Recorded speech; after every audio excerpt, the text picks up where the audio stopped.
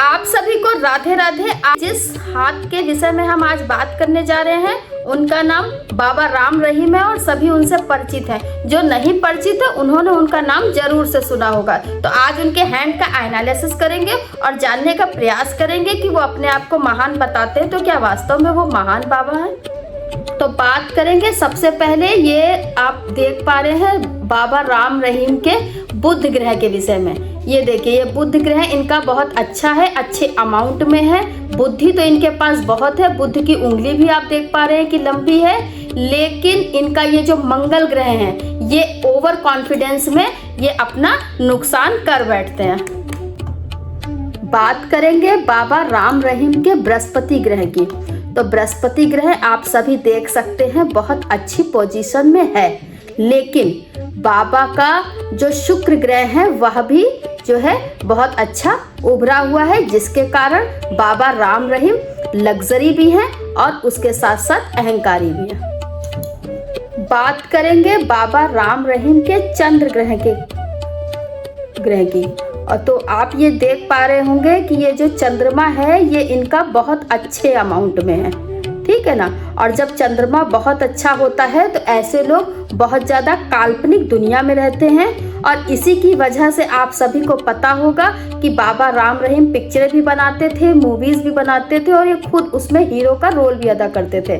लेकिन बाबा राम रहीम के हाथ में भाग्य रेखा विलुप्त है। भाग्य रेखा अगर किसी को नहीं पता है तो ये हम बताते हैं। ये देखिए, ये यहाँ से जो सीधी रेखा शनि पर्वत पर जाती है इसको हम लोग भाग्य रेखा कहते हैं। तो आप देख पा रहे हैं कि बाबा राम रहीम के हाथ में भाग्य रेखा नहीं है, जो कि इन्हें संकट में भी डालती है। आप देख सकते हैं बाबा राम रहीम के शुक्र ग्रह के विषय में। तो शुक्र ग्रह जो है वो बाबा का, ये देखिए, ये शुक्र ग्रह बहुत अच्छे अमाउंट में है, अच्छी स्ट्रेंथ लिए हुए है। और जब बहुत अच्छा शुक्र होता है तो ऐसे लोग बहुत लग्जीरियस होते हैं। इसको हम लोग जीवन रेखा कहते हैं और जीवन रेखा के अंदर शुक्र का पर्वत आता है, ठीक है। तो ऐसे लोग बहुत अधिक लग्जरी वाले होते हैं और आप सभी ने सुन रखा होगा उनके पास अनेकों अच्छी कंपनियों की गाड़ियां भी हैं। और आप सबको सुनकर आश्चर्य होगा कि ऐसे लोग बहुत अधिक विषय वासना में लिप्त रहते हैं। जब शुक्र बहुत अधिक अच्छा होता है तो इन्हें सिवाय इसके कुछ और समझ में नहीं आता है। बात करेंगे बाबा राम रहीम के स्वभाव के विषय में।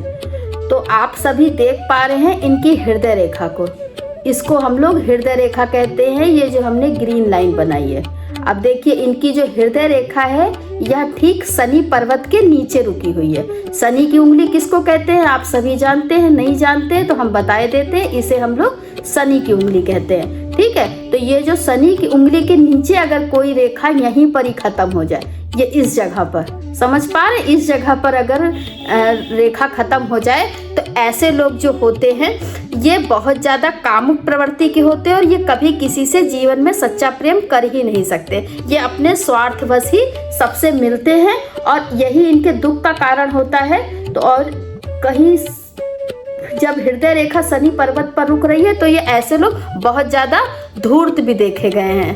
तो आप सभी को दिख रहा होगा कि ये देखिए बाबा की ये जो इसको आप जानते हो कि इसको जो है मस्तिष्क रेखा कहते हैं, ठीक है। और मस्तिष्क रेखा के साथ साथ इसे हम लोग जीवन रेखा कहते हैं।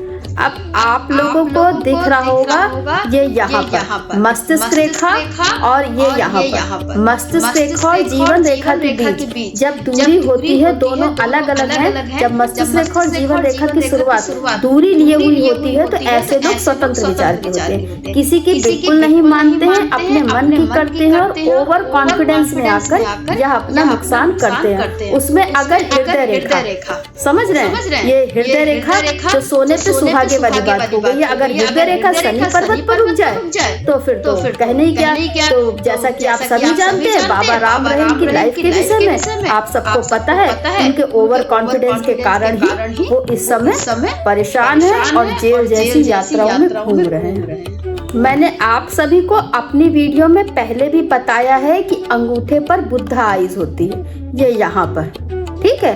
तो बाबा राम रहीम के आप देख सकते हो कि ये दोनों ही अंगूठों पर बुद्ध आइज नहीं बनी हुई है। बुद्ध आइज कैसे बनती है ये आपकी स्क्रीन पर बता दे रहे हैं। ये इस तरह से जो आंख के आकार का जो बनता है ना, ये अंगूठे पे बन जाता है। तो बाबा जी के देखिए दोनों हाथों में नहीं बना हुआ है। और जैसा कि मैंने बताया था कि बाबा की जो भाग्य रेखा है वह भी पूरी तरीके से दोनों हाथों में नहीं है। जो थोड़ी बहुत है वह टूट टूट के आगे बढ़ रही है। उसके बाद इनकी जो ये जो हृदय रेखा आप देख रहे हैं ना, ये दोनों साइड हृदय रेखा, तो ये वाली जो सीधे हाथ की हृदय रेखा है यह बिल्कुल ऐसे करके आई है और ये शनि पर्वत की उंगली के नीचे ही रुक गई है। तो ऐसे लोग भावुक बिल्कुल नहीं होते हैं। भाग्य रेखा चूंकि है नहीं और जो है वो टूट टूट के आगे बढ़ रही है, तो ऐसे में इनका संघर्ष लगातार बना रहेगा। बुद्धा आइज भी नहीं है। यहाँ पर एक मंगल रेखा पे इस तरह से एक लाइन बनती है, वह भी इनके पास नहीं है। तो इनको फिलहाल तो कोर्ट कचहरी से राहत मिलती हुई नहीं नजर आ रही है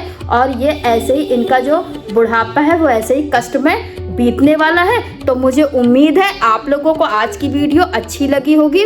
तो अपना गुरु चुनने से पहले हमेशा कुछ बातों का ध्यान रखें। गुरु का बृहस्पति अच्छा होना चाहिए, शुक्र ठीक ठाक अमाउंट में होना चाहिए, हृदय रेखा हमेशा गोल होनी चाहिए जिससे व्यक्ति भावुक हो। तो आज के लिए राधे राधे। मिलते हैं किसी और हाथ के साथ और किसी और विषय के साथ। आज के लिए राधे राधे।